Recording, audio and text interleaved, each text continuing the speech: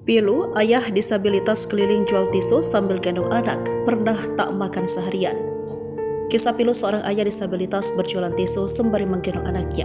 Pria bernama Alam ini tetap berkeliling jualan tisu sambil menggendong anaknya yang bernama Sultan. Meski tubuhnya lelah dan terbatas, namun ayah disabilitas ini tak pernah menyerah dengan keadaan. Hal itu lantaran anak laki-laki tersebut hanya seorang diri di rumah dan tidak ada yang menjaganya. Di tengah keterbatasan fisik yang dimiliki, Alam rela menggendong buah hatinya untuk berkeliling jualan.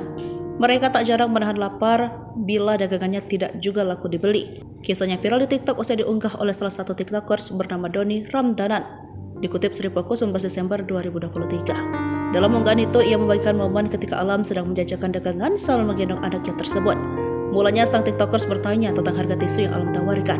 Tak hanya membeli tisu dagangannya, Doni pun mengajak Alam untuk makan bersama di sebuah warung bakso. "Udah makan belum? Mau makan di situ nggak?" tanya Doni.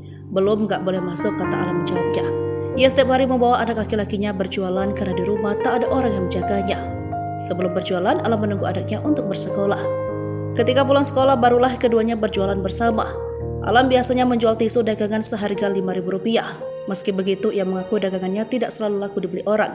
Pernah suatu ketika ia dan anaknya harus menahan lapar dan tidak bisa makan. Hal itu karena ia sama sekali belum mendapatkan uang dan dagangannya belum ada yang membeli. Ia pun berharap kedepannya bisa menjalankan usaha yang lebih baik. Hal itu agar dirinya tidak berkeliling sambil menggendong anak laki-lakinya karena khawatir tidak ada yang jaga.